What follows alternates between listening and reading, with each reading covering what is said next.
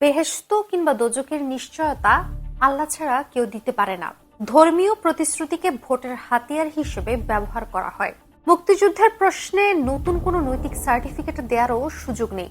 এবার শুধু সরকার বিরোধী স্লোগানে সীমাবদ্ধ নয়। সিলেট থেকে শুরু হলো বিএনপি চেয়ারম্যান তারেক রহমানের নির্বাচনী প্রচারণা। আর প্রথম নির্বাচনী জনসভায় দেয়া তার বক্তব্যকে ঘিরেই শুরু হয়েছে ব্যাপক আলোচনা। কারণ তার দেয়া বক্তব্য নির্বাচনী মাঠে শুধু বিএনপির উপস্থিতি জানান দেয়নি, বরং একটি নির্দিষ্ট রাজনৈতিক বয়ানকেও চ্যালেঞ্জ করেছে। জাতীয় সংসদ নির্বাচন সামনে রেখে দীর্ঘ সময় পর বিএনপির সর্বোচ্চ কোনো নেতৃত্ব সরাসরি নির্বাচনী মাঠে নামলেন। সিলেটের সরকারি আলিয়া মাদ্রাসা মাঠে আয়োজিত এই জনসভাটি ছিল তারেক রহমানের দলীয় প্রধান হিসেবে প্রথম নির্বাচনী সমাবেশ।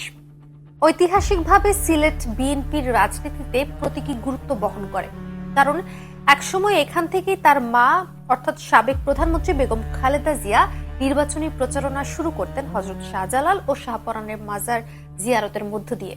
2 দশক পর সেই একই পথ ধরেই এবার তারেক রহমানের নির্বাচনী যাত্রা শুরু হওয়াকে তাই অনেকেই রাজনৈতিক ধারাবাহিকতার প্রতীক হিসেবে দেখছেন। তবে এই জনসভাকে আলাদা করে গুরুত্বপূর্ণ করে তুলেছে তারেক রহমানের বক্তব্যের বিষয়বস্তু, যেটাকে শুধু ভোট চাওয়ার ভাষণ নয়, বরং বাংলাদেশের বর্তমান রাজনৈতিক বাস্তবতা, ধর্মের ব্যবহার, ইতিহাসের ব্যাখ্যা এবং নির্বাচন ব্যবস্থার বিশ্বাসযোগ্যতা সবকিছু মিলিয়ে একটি স্পষ্ট রাজনৈতিক অবস্থান হিসেবে দেখছেন অনেকেই। এখানে তার বক্তব্যের প্রথম ও সবচেয়ে আলোচিত অংশ ছিল ধর্মকে ঘিরে, যেটা নিয়েই সোশ্যাল মিডিয়ার সবচেয়ে বেশি আলোচনা সমালোচনা। যেখানে আমরা দেখেছি তিনি বলছেন, বেহেশত কিংবা দোজখের নিশ্চয়তা আল্লাহ ছাড়া কেউ দিতে পারে না। আর এই বাক্যের মাধ্যমে তিনি সরাসরি সেই রাজনৈতিক ভাষার বিরোধিতা করেন, যেখানে ধর্মীয় প্রতিশ্রুতিকে ভোটের হাতিয়ার হিসেবে ব্যবহার করা হয়, যে প্রবণতা সাম্প্রতিক সময়ে আবারও সামনে এসেছে। এখানে একটা বিষয় লক্ষণীয়, তারেক রহমান এখানে ধর্মকে অস্বীকার করেননি, বরং ধর্মকে রাজনৈতিক লেনদেনের বাইরে রাখার কথা বলেছেন। তার এই বক্তব্য তাই বিশেষ করে সবার নজর কেড়েছে, কারণ বাংলাদেশের রাজনীতিতে দীর্ঘদিন ধরে একটি ধারা সক্রিয় আছে, যেখানে ভোটারকে নাগরিক হিসেবে নয়, বরং ধর্মীয় বা নৈতিক অনুসারী হিসেবে উপস্থাপন করা হয়। পাপ পুণ্য আর পরকালের প্রতিশ্রুতি দিয়ে রাজনৈতিক আনুগত্য তৈরি করা হয়। তারেক রহমান এই জায়গাতেই প্রশ্ন তুলেছেন, ধর্ম কি বিশ্বাসের জায়গায় থাকবে নাকি ক্ষমতার কৌশল হবে? এরপর তিনি ইতিহাসের প্রসঙ্গ টানেন। 1971 সালের কথা উল্লেখ করে বলেন, দেশের মানুষ তখনই দেখেছে কারা এই দেশের পক্ষে ছিল আর কারা ছিল বিপক্ষে। এই বক্তব্যের মধ্য দিয়ে তিনি মুক্তিযুদ্ধকে রাজনৈতিক বিতর্কের বিষয় না বানিয়ে একটি চূড়ান্ত সীমারেখা হিসেবে তুলে ধরেন। এখানে তারেক রহমান মূলত একটি বার্তা দিতে চেয়েছেন, অন্তত তাই মনে হচ্ছে। ইতিহাসকে ব্যবহার করে বর্তমান রাজনীতিকে বিভ্রান্ত করার চেষ্টা গ্রহণযোগ্য নয়। মুক্তিযুদ্ধের প্রশ্নে নতুন কোনো নৈতিক সার্টিফিকেট দেওয়ারও সুযোগ নেই।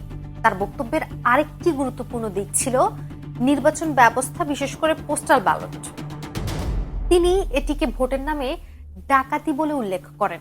এই বক্তব্য শুধু একটি প্রশাসনিক অভিযোগ নয়, এটি আসলে বর্তমান নির্বাচনী ব্যবস্থার উপর মানুষের ভেঙে পড়া আস্থার প্রতিফলন। বাংলাদেশে ভোট তো হয়, কিন্তু ভোটের ফল নির্ধারণ হয় কিনা এই প্রশ্ন বহুদিন ধরেই আলোচনায়। সম্প্রতি পোস্টাল ব্যালটকে ঘিরে এই সমালোচনা আবারও শুরু হয়েছে। তাই পোস্টাল ব্যালট ব্যবস্থাকে ঘিরে তার বক্তব্য সেই অবিশ্বাসের জায়গাটিকেই সামনে এনেছে।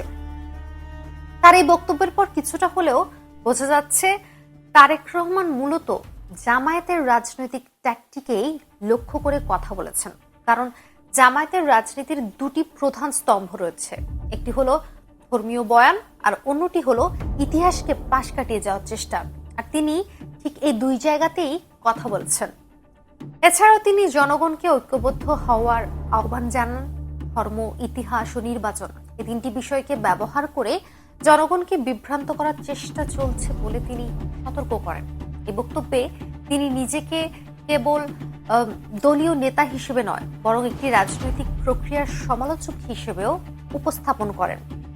সব মিলিয়ে সিলেটের এই জনসভা দেখিয়ে দেয় বিএনপির নির্বাচনী কৌশল এবার শুধু সরকার বিরোধী স্লোগানে সীমাবদ্ধ নয়, বরং এটি একটি আদর্শিক পুনর্বিন্যাসের চেষ্টা, যেখানে ধর্ম থাকবে ব্যক্তিগত বিশ্বাসের জায়গায়, ইতিহাস থাকবে রাষ্ট্রের ভিত্তি হিসেবে, আর ভোট থাকবে নাগরিক অধিকারের প্রতীক হিসেবে। কিন্তু কথা হচ্ছে, তার এই ভাষা কি সাধারণ ভোটারের কাছে পৌঁছাবে?